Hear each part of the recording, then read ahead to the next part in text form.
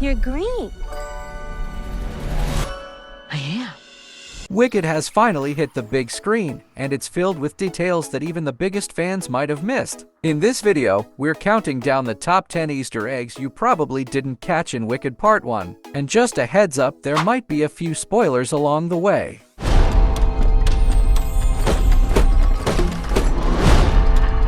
Don't let her get away! Number 10. The Wizard of Oz cast. At the very start of the movie, fans might catch a quick yet nostalgic moment. Dorothy, Toto, the Tin Man, Scarecrow, and the Cowardly Lion making their way down the yellow brick road. If you look closely, you'll notice Dorothy holding the Wicked Witch's broomstick, symbolizing the victory that sets the stage for the celebration in Oz. It's a clever nod to the original tale, subtly placed for sharp-eyed viewers. While this is their only appearance in the film, the roles of her companions go far deeper than you'd think. Their paths cross with Elphaba in ways that fans of the stage version might already recognize. For example, the lion Elphaba and Fiyero save as a cub eventually grows up to become the Cowardly Lion.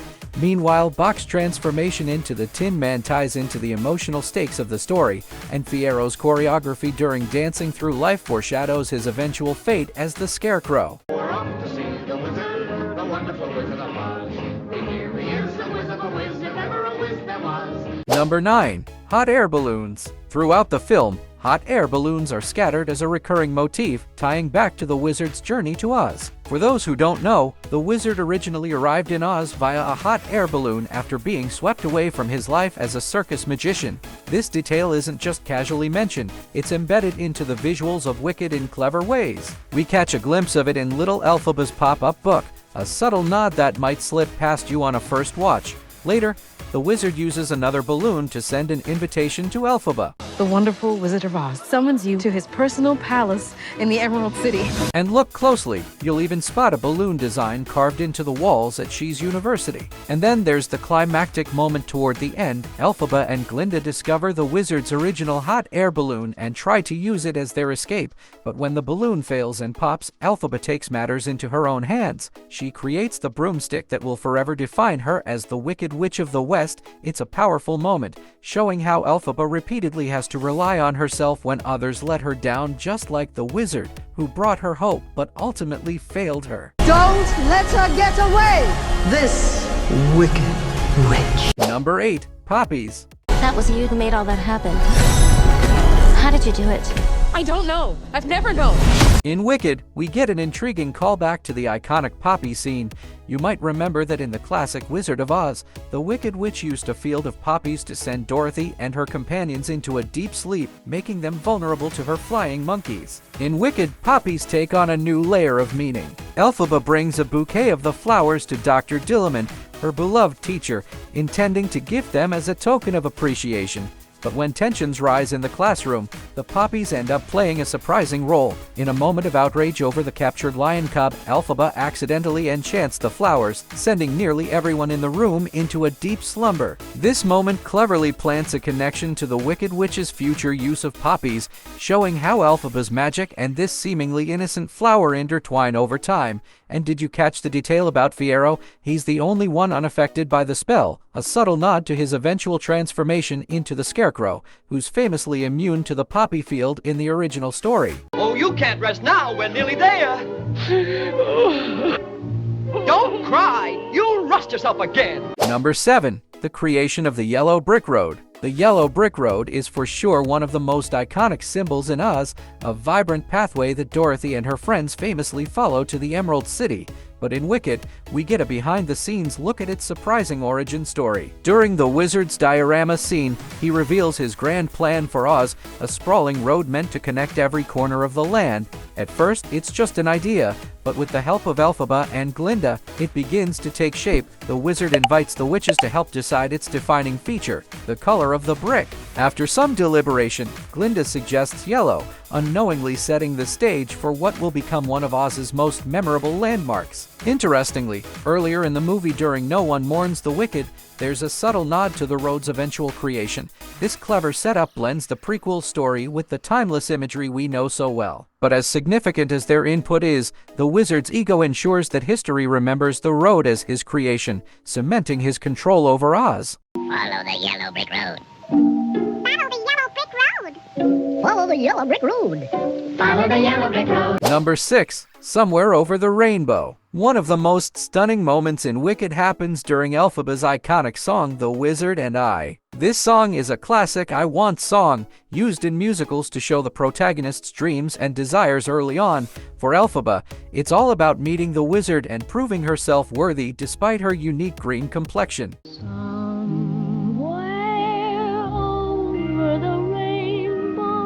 But what makes this moment even more magical are the hidden visual Easter eggs woven into it, as Elphaba runs through a golden field eerily similar to Dorothy's Kansas in The Wizard of Oz. She leaps into the air, and a rainbow stretches across the sky. If that wasn't enough, a flock of bluebirds appear, a subtle but powerful nod to the lyrics, "Somewhere over the rainbow, bluebirds fly." John M. Chu uses this imagery to bridge Elphaba's journey with Dorothy's, creating a poetic connection between two characters destined to oppose each other.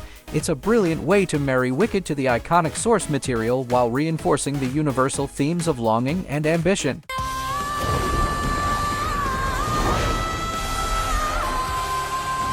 Number 5. The Wizard of Oz font.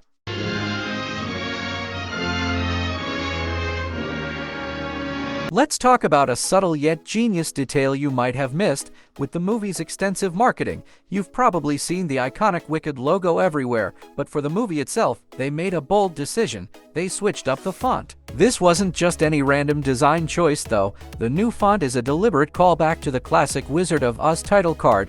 It's a brilliant way to pay homage to the story's roots while also creating a connection between the two worlds. While Wicked takes us back to the land of Oz long before Dorothy arrived, the two stories are undeniably intertwined. In fact, the to-be-continued card at the end of Part 1 also uses this nostalgic font, subtly hinting at what's to come in Part 2.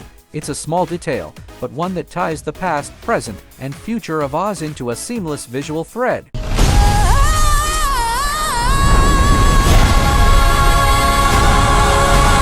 Number 4. Glinda's bubble dress. Ariana Grande's costume as Glinda isn't just stunning, it's packed with hidden details and nods to both the Broadway musical and the original Wizard of Oz. Wicked's costume designer Paul Tazewell explained that Glinda's bubble motif isn't just for show, it's a visual theme woven into her entire look. For Glinda, it's much more about curves and softness and femininity. They're kind of rainbow tones. In the 1939 Wizard of Oz movie, Billy Burke's Glinda famously floated in on a shimmering bubble, wearing her iconic pink gown. Ariana's dress in Wicked reimagines that look, blending elegance with modern design. The hem features swirling patterns inspired by the Fibonacci spiral, and delicate bubbles form intricate designs along the edges. Even her tiara is made of stacked bubbles, emphasizing her bubbly personality, literally.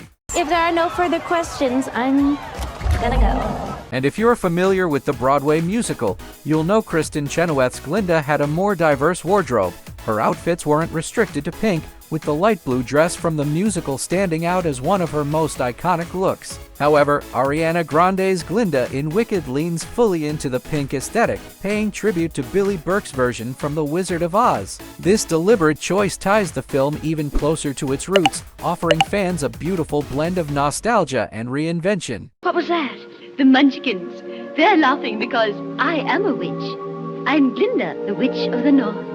You are? Number 3. The Lion Cub in the Basket. In one of Wicked's most striking nods, Elphaba and Fiyero rescue a helpless lion cub from its cage.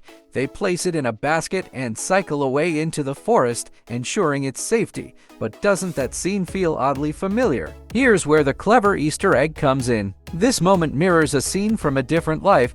Think back to when Miss Gulch, Dorothy's mean-spirited neighbor, placed Toto in her bicycle's basket in The Wizard of Oz, but where Gulch was cycling away to take Toto to an uncertain fate, Elphaba's intentions couldn't be more different. She's saving the lion, not capturing it. Fiyero, what are you doing?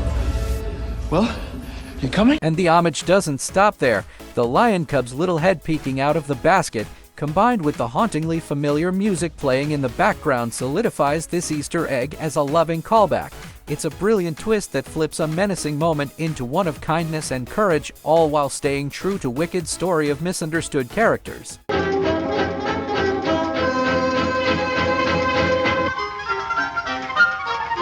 Number 2. The Ruby Slippers. Give me back my slippers. I'm the only one that knows how to use them. They're no use to you. Give them back to me. When it comes to iconic movie props, few rival the ruby slippers. They've been synonymous with magic and wonder ever since The Wizard of Oz hit the big screen. But did you catch their clever cameos in Wicked? First, we see Governor Throp handing over a pair of silver shoes to his favorite daughter, Nessarose. These shoes belong to her late mother and come presented in a beautiful ruby-lined box. A subtle nod to the ruby slippers we know and love, but that's not all. Look closely at the heels of the shoes, and you'll notice a swirling tornado-like design.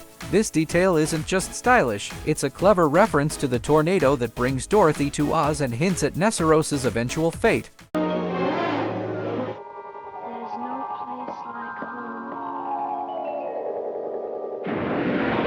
The second tribute comes during the musical number Popular, while giving Elphaba a makeover. Glinda picks up a pair of red heels and performs a gesture that's impossible to miss for Oz fans. She clicks the heels together 3 times before handing them over, mirroring Dorothy's iconic way home in the 1939 movie. Interestingly, the filmmakers avoided making the red shoes exact replicas of the ruby slippers, likely to sidestep legal boundaries, but the glossy red finish and heel click are unmistakable, and for an added layer of nostalgia, this scene pays tribute not just to the movie but also to L. Frank Baum's original book where the slippers were silver. MGM famously changed them to ruby red to show off Technicolor, making Wicked's Easter egg a perfect blend of history and homage. You're gonna be popular.